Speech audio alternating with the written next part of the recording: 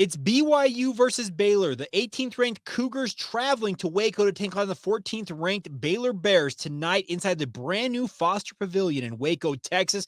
What to expect from this matchup, which players to keep an eye on, of two teams that seem quite similar in style and play. I am doing a crossover edition today on Locked On Cougars and Locked On Baylor with Cameron Stuart.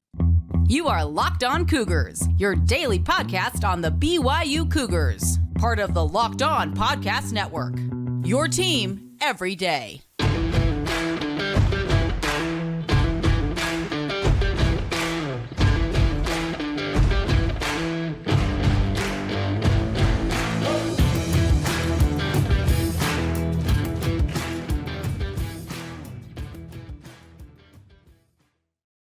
Happy Tuesday to you, and welcome to another edition of Locked On Baylor, brought to you by FanDuel. Thank you for making it your first listen today and every day. We have got a big matchup at the Foster Pavilion tonight, really the first big matchup for the men in this building, just the second game they have played in this building, and it's the BYU Cougars. So you know they are bringing the fans tonight. They are also bringing in a surprise record with them. And here to talk about that is the host of Locked On Cougs, Jake Hatch. And Jake, where did this come from BYU this season on the hardwood? I think all of us out here in Provo and Utah in general are still trying to figure it out, because it was a pretty disappointing season a year ago for BYU, and they favored continuity over a lot of transfer portal and shaking up the roster like they'd done the year previous. And they did bring a couple of pieces in, but yeah, I don't think anybody envisioned BYU getting through non-conference play 12-1, and after losing to Cincinnati last Saturday, now 12-2 on the season. But this is a nationally ranked BYU men's basketball program, and I'm not going to lie, I didn't have that on my bingo card this year. Neither did I.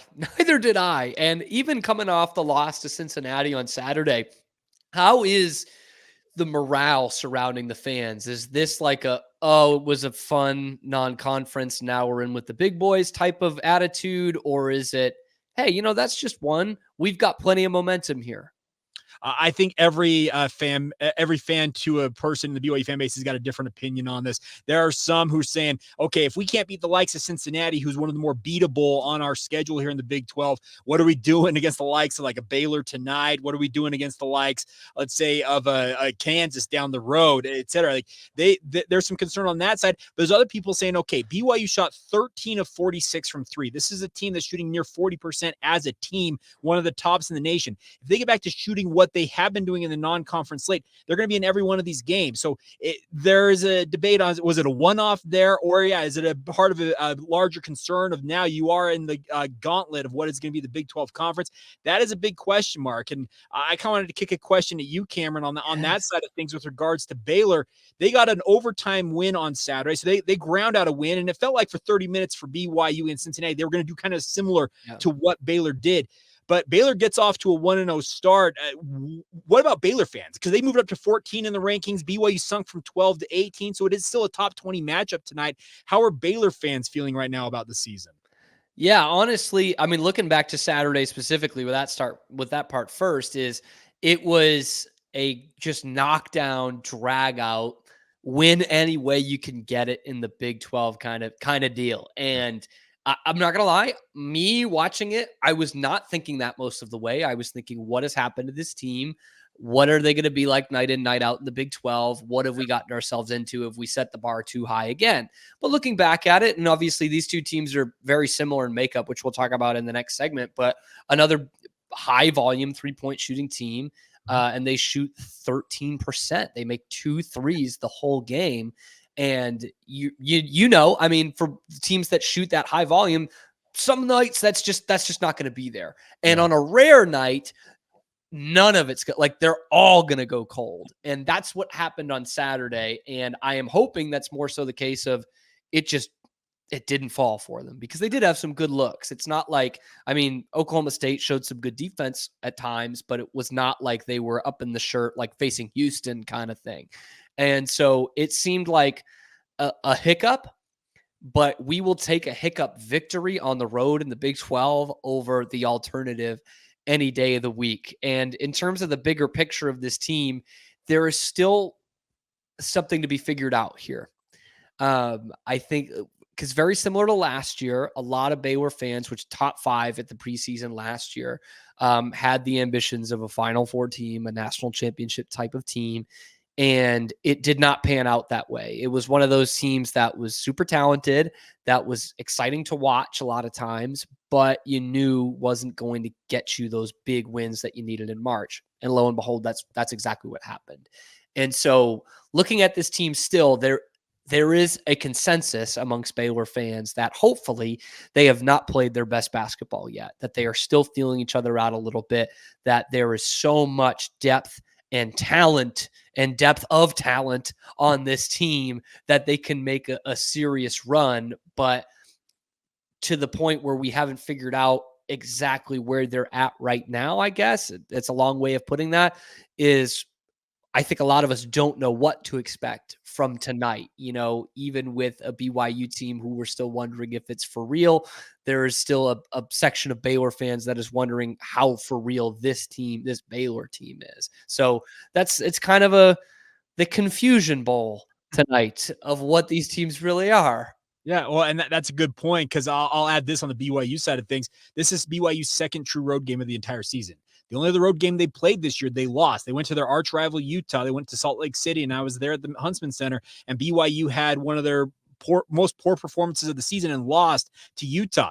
Well, a similar circumstance to Cincinnati happened, where Utah is very big in the front court. They've got just body after body they can throw at you, and BYU's interior presence was lacking, and that really doomed BYU against Cincinnati and Utah, because Cincinnati's very big on the front line in their own right. So you're right. This game tonight, to me, against Baylor and BYU, is like a feeling out. Okay, are these actually top 20 teams? Are they teams that are going to be in the mix in the Big 12 as we go through this 2-month gauntlet, 18 games for all these teams?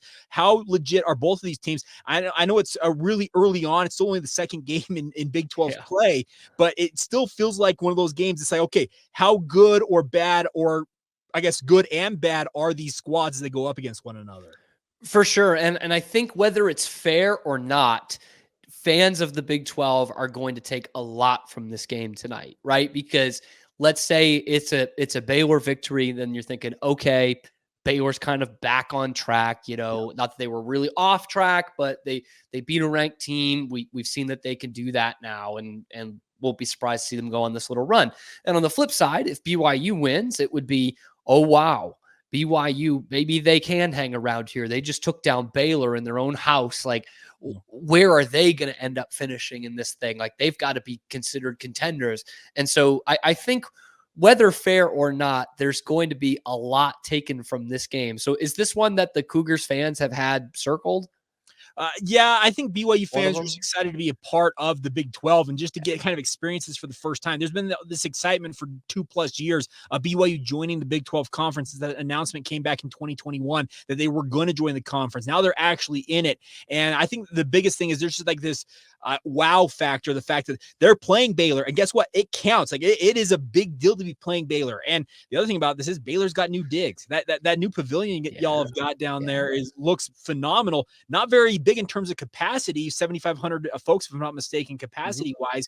But that's the thing about this is these are two religiously affiliated schools, and I think BYU fans are excited just to have opportunities to play programs like that. They've watched them play in March Madness. They've watched guys like Scott Drew lead a team to the Final Four and to national championship. Like, they've been through all of that, watching it. Now they're right in the thick of it, and they want to experience that. So yes, there is an excitement factor just simply because this is new. It's exciting, and win or loss, I think it's just BYU's happy to be here finally.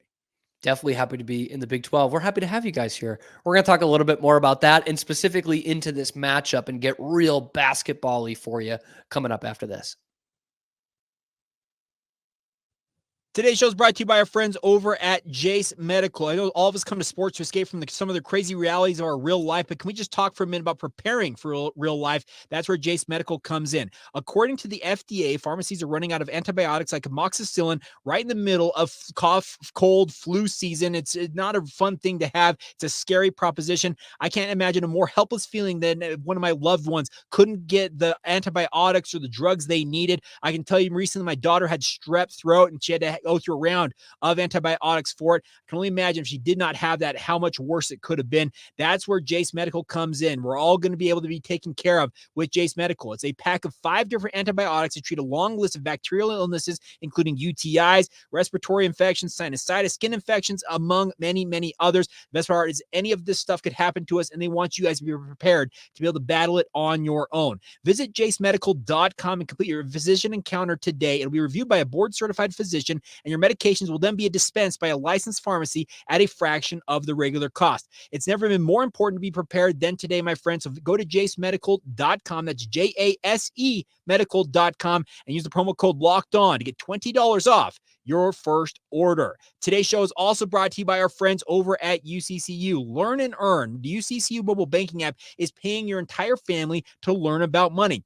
All of us want to be smarter when it comes to our finances and money in general. That's where Learn and Earn comes in as part of Utah Community Credit Union. It breaks down those financial topics into fun, bite-sized educational games. And every time you or a family member completes a topic, you accrue points that can be redeemed for gift cards to stores like Amazon, Apple, Sephora, Walmart, Nike, and many, many more. The best part is there is age-appropriate content for every member of the family. Y'all can compete against one another with and track your progress, compete against one another head-to-head and track your progress on leaderboards as well. Learn and Earn is available inside the UCCU mobile banking app, so you can play it literally anytime, anywhere. The more you play, the more you learn, and the more you learn, the more you earn. Simple as that. Learn and Earn, part of UCCU's award-winning Be Money Smart Youth Banking Program, helping kids, teens, and parents have fun while becoming more financially literate together. It's all courtesy of UCCU. Love where you bank.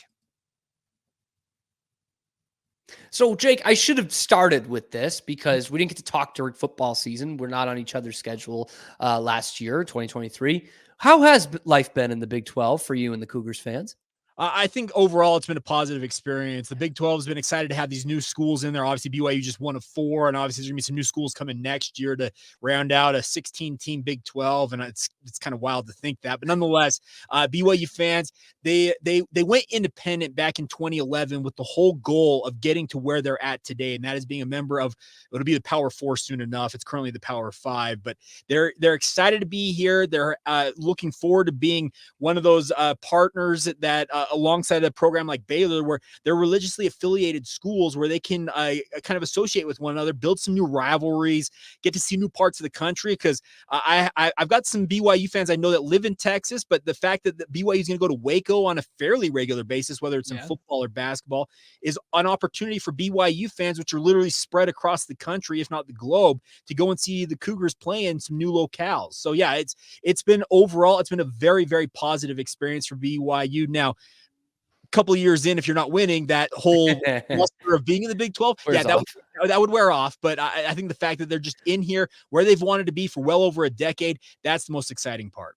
And we're so thankful to have you. I know the Pac-12 has all those stupid standards that they're not going to let some guys like us in. We appreciate having you. Looking at basketball, obviously surprise start to the season at 12-2 for BYU. First time in the rankings in years, coming up a few weeks ago. So what has been the change? What is stylistically has been the change for this BYU basketball team, and what kind of styles should Baylor fans be expecting to see from them? Well, I think these two styles of basketball. They're both high volume three-point shooting teams. I'll start there with the matchup tonight. You're going to see a bevy of three-pointers. BYU hoisted up 46 three-point attempts against Cincinnati. Now, Mark Pope said after the game, maybe we shouldn't have taken some of those because there were some that they were hoisting up from 40 feet. And you're like, okay, that's just a prayer. Why are you shooting that? Jimmer Fredette's not on the court here for BYU right now. And some of the guys felt like they may have thought, hey, it's my time. And you got to be smarter with your shot selection. But yeah, BYU's biggest thing is they're hoisting up a number of threes. Mark Pope has stated the goal is at least 30 3-point attempts per game. 46, I think that's getting towards the top end of what they'd like to attempt in a game, but they're not afraid to let it fly. They've got a whole philosophy this year. Take the first best shot you can find. And what that means is you're coming down the court. If you're open for 3, throw it up. literally own that shot and get it up there. And the expectations they're going to make them more often than they don't. And they've been pretty good at shooting the 3-pointer all this season long. They've got, I think, 4 or 5 guys who are shooting north of 40%. Now, the percentages from last game may have pushed those down a little bit, but going into last game, I know there were 4 or 5 guys who are north of 40% on the season. You have a guy like Ali Khalifa, the big man for BYU in the middle. He has opened up the floor so much for BYU as a big man who can pass it. There's comparisons to Nikola Jokic and his passing ability. I'm not saying he's Nikola Jokic because Nikola Jokic can do things that no other team can do. But his passing ability is right there alongside Nikola Jokic. He can sit in the high post and find angles and see angles and dish it off to cutting guards and forwards that give them easy buckets. And that's really been a big factor for BYU's offense opening up because he spaces the floor more than other teams might expect with his ability to step to the outside because he also can drain a 3 if given the opportunity. Yeah, so thinking about that, I mean, we have seen the NBA game offensively specifically trickle down into college big time the last couple years, and I'm talking like down to the sets that they're running in the NBA, and that wasn't the case for years, really, in terms of college basketball versus the NBA. So it sounds like we're starting to see kind of a pro style offense, to use that term for basketball, in what BYU is running in terms of that high volume shooting and really valuing spacing. Yeah, they haven't said it, but the whole idea is either you go to the rim or you shoot the 3. Like the mid-range 2-pointer, it exists in small doses for BYU, but the vast majority of their shots are either at the rim or they're beyond the perimeter. And that's the NBAization. Can I say that? That checks out. That's trickling down to college hoops, and for good reason, because the metrics indicate shoot the 3 or get to the rim. Those are the 2 most advantageous shots in basketball. The mid-range 2, it was in vogue for so many years, decades upon decade in college hoops, that it's kind of gone by the wayside because the NBA has kind of shown, okay, you shoot the 3 or you get to the rim and throw it down or lay it up. So yeah, BYU is very much that way. I guess I'll get your thought on this because I've seen Baylor a few times this year. It feels like they're shooting the 3 at a pretty high clip and high percentage. Has Coach Drew, has he changed his philosophy, or is this more of what Baylor has been? Yeah, and honestly, I mean, yes. The change for the more high volume 3-point shooting really came around in about 1920, which was when Baylor really took the switch to being an elite team rather than just a conference contender, make some noise kind of team. And what they've been good at for the last 10 or 12 years has really been offensive rebounding. And I've mentioned this on the show the last couple of days. And I think that just really played into their hands of, and Duke was doing this before anyone else of, well, we've got good shooters and we've got guys who can rebound down here. And the best look off an offensive rebound is another 3-pointer. And so they've really hung their hat on that big time the last couple of years. And I think what, hopefully is the difference between last year's team and this year's team for Baylor is you're kind of seeing both sides of the coin of where that can hurt you and where that can help you. Last year, they were a team that really relied on the 3s and didn't quite have the offensive rebounding and didn't have any threat inside at all, offensively or defensively. And so with that, they became very one-dimensional. They were spacing, but they were easy to defend. And so when the nights that the 3 wasn't going down, they were SOL, man. They didn't have any other option. Versus a few years before that, hopefully the case this year is you've still got some slashers and some cutters. You've got guys who can guards who want to drive to the basket, which they didn't have last year. And so on a day like Saturday, where the 3-pointer isn't falling down, it's still not easy for a team like this to go in and score 80, 90 points. I mean, they can't do that when the 3's not falling, but they're able to find lanes to the basket and get second chance opportunities and still get good looks throughout the game. And so, yeah, yes, they have definitely not full Golden State from 2015-16, but have used spacing much more to their advantage the last few years. Okay, I'm not going to lie. You saying that, Cameron, it sounds like you could have been a BYU, like hosting my show, Locked On Cougars. Sounds like it's the exact same thing that BYU's been going for this year. They struggled with their interior presence last year, offensively and defensively. They relied on the 3 far too much. I know that Utah Jazz fans out here in Salt Lake City are very happy that Keontae George is a member of the Jazz. I speak frankly. Keontae George is a cornerstone, it looks like, for the Jazz going forward. And in many respects, it may have actually kind of hidden his skill set, what happened to Baylor last year. But it feels almost like this feels like in many ways, Cameron, we've got a kind of a head-to-head matchup of two teams who have seen kind of the same metamorphosis, as it were, going into the season, where they relied on the three heavily last year, and it was live or die by it. And this year, they're emphasis, as you mentioned, offensive rebounding. BYU wants nothing more than to crash the glass and get extra possessions out of it, and they benefited from it most of the time this year. But yeah, when the night the three is not falling like it was Saturday night, it's a struggle, and they ultimately paid the price against Cincinnati.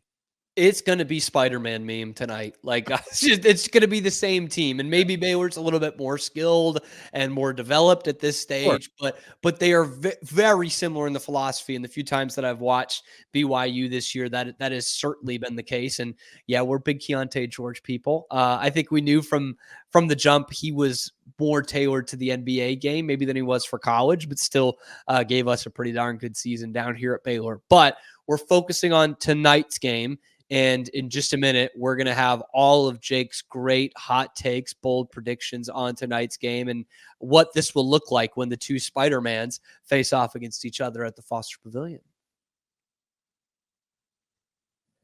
Today's show is brought to you by our friends over at FanDuel. The NFL regular season is wrapping up, obviously, with the playoffs on deck, but there's still time to get in on the action with our friends with FanDuel, America's #1 sportsbook. And do it today, my friends, because right now, new customers get $150 in bonus bets guaranteed when you place a $5 bet. That's $150 in bonus bets, win or lose. It's a great way to have fun in the sports realm. The best part is the app is super easy to use, and there are many different ways to bet, like using live same-game parlays out there. You can find bets in a new Explore tab, which help you kind of see what the community's betting on and maybe find a bet that you're intrigued by and have an opportunity to make that parlay. And also you can make a parlay in the Parlay Hub, which is the best way to find popular parlays and compete with other folks as well. The best part is there's many of the more simple things. You want to bet on the money line, spread, over-unders, player props, and more. It's all available from our friends at FanDuel. So visit FanDuel.com/locked on and make your first bet a layup. Once again, that's FanDuel.com/locked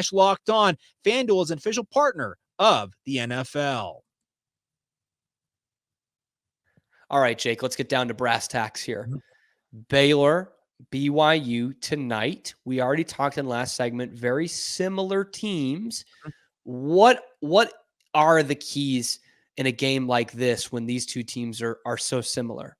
Well, who can make more shots, honestly? Because how can you generate good looks? I'll say that as well. That's the biggest thing, is generating good looks and knocking them down. I've got some thought in the back of my head that BYU bounces back a little bit with regards to just the law of numbers when it comes to their shooting percentages, especially from three after such a lackluster showing against Cincinnati. But I do think it's about generating good looks and how many you can knock down. The other one, and I'll lob this back to you in just a minute here, is in terms of the overall skill set of these two teams. I would say that Baylor, if you go by just paper and star rankings and all that type of stuff, Baylor's got the better athletes top to bottom in terms of the rosters and everything.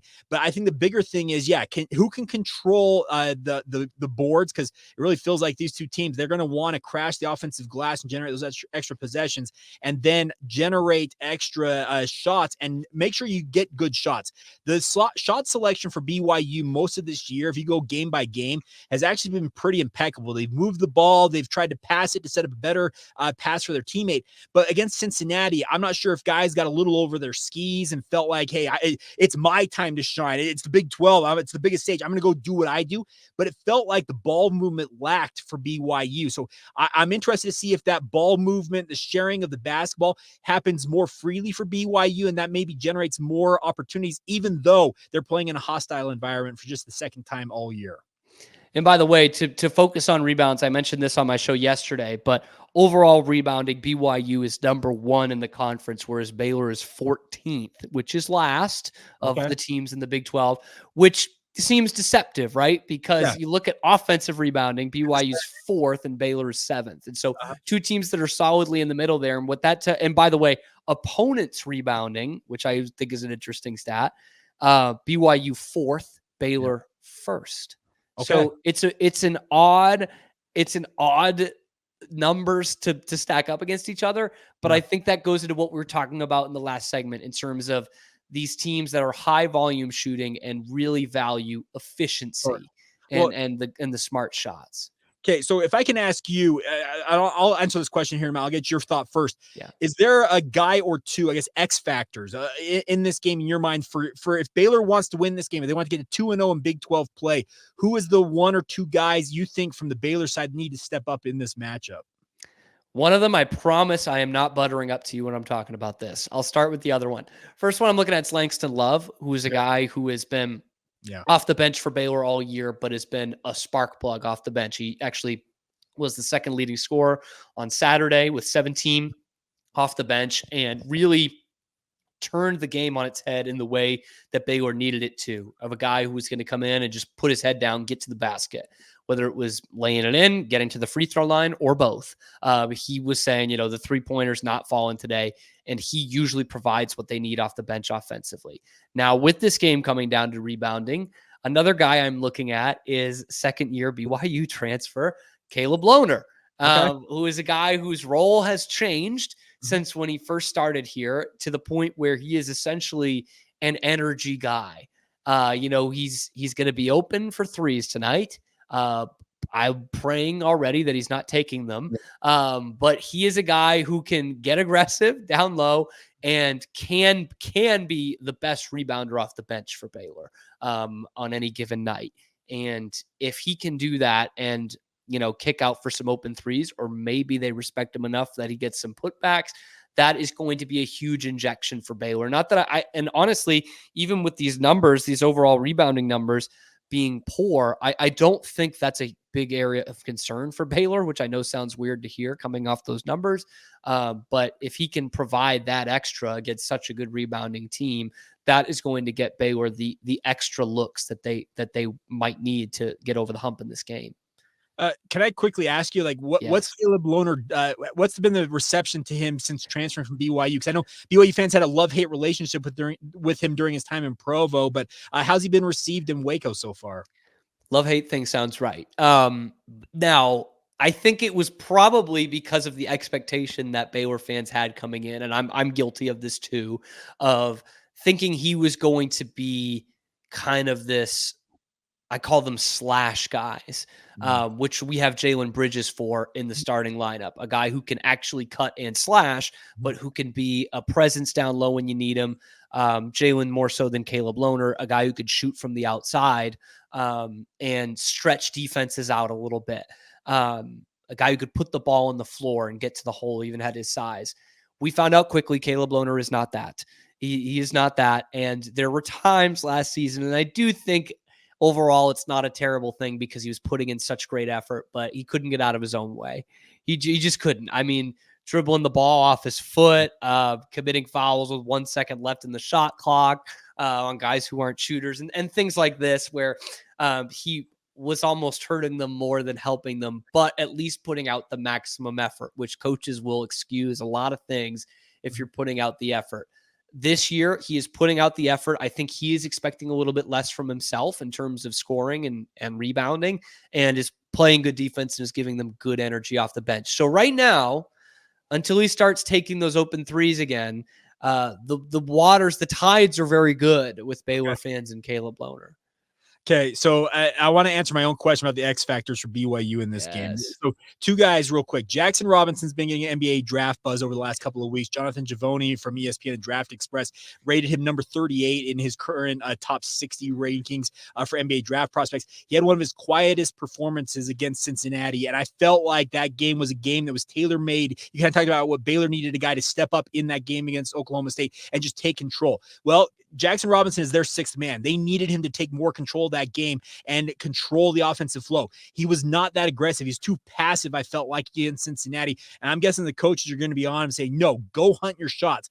Find your looks. Make your shots. He had just 5 points against Cincinnati. BYU needed 15 plus from him. That's what they've relied on a lot of this year. So I'm expecting him to have more of a bounce back effort and look more for his opportunities off the bench. The other one is Foussenyi Traore. Now, Foussenyi's an undersized big. He's 6'5". He's got 7'1" wingspan. He gets overmatched against bigger players, but he's got an opportunity here coming back. He got his first game action in over a month against Cincinnati after a hamstring injury cost him since Thanksgiving through the Christmas break as he was recovering from it. I'm expecting in his second game back, he'll have his legs underneath him a little bit more. His touch should be a little bit better at getting back into the flow of things. So if Foussenyi Traore gets back to doing what he's been doing for BYU when he's been playing for them the past 2 years, that's going to give BYU a much more, rounded offensive game, because his interior ability is something BYU's been lacking, with the ability to put his back to the basket and go get a bucket like you talked about for Baylor against Oklahoma State. That was severely lacking for BYU against Cincinnati. They're going to need that tonight because you're on the road. You got a crowd that's going against you. I know BYU will have some fans in attendance, but it won't near be what a home game would be for BYU. So with those two guys, Jaxson Robinson and Foussenyi Traore, they need to get that offensive punch for BYU. All right, Jake, prediction on the game. I'm going to give Baylor the nod in this one. I just feel like BYU is just they're close. It feels like they're close to breaking through here. I think that the UCF game for BYU is where they get their first Big 12 game when they go to Orlando on Saturday. I think this one will be tight, but I'm going to say it's something like Baylor 78, BYU 73, like a 5-point swing there, where BYU's within distance. They're right there in the mix, and it's going to make BYU fans feel like, okay, we're a little closer than we thought we were after that Cincinnati game, but I do think Baylor wins it in the end. I'm with you, but it's a little more understandable for me. I've got Baylor close. I'm putting it at like 88-80. I think these teams play to their potential in this one, and we see a lot of points. Now, that being said, it's probably going to be 63-61. So we'll see. Anyway, Jake, where can people find you and keep on top of the Cougs, as you guys are well into the Big 12 by now? Yeah, absolutely. So check out Locked On Cougars wherever you get your podcasts. It's on YouTube as well. So if you're watching this on Locked On Baylor, just flip over to Locked On Cougars, subscribe to the show. You don't have to watch it. I just appreciate the subscriptions. I like having more numbers when it comes to my subscriber list. But also you can find the show on social media, Facebook, Instagram, or Twitter. Just search out Locked On Cougars. And if you're watching this on YouTube, you can see my Twitter handle, my personal Twitter handle, or X handle, I should say. Jacob C. Hatch. You can follow me there for all things sports. That's Jake Hatch from Locked On Cougars, expecting a good one tonight between BYU and Baylor. We will be back tomorrow to break it all down. Thank you for making your first listen today and every day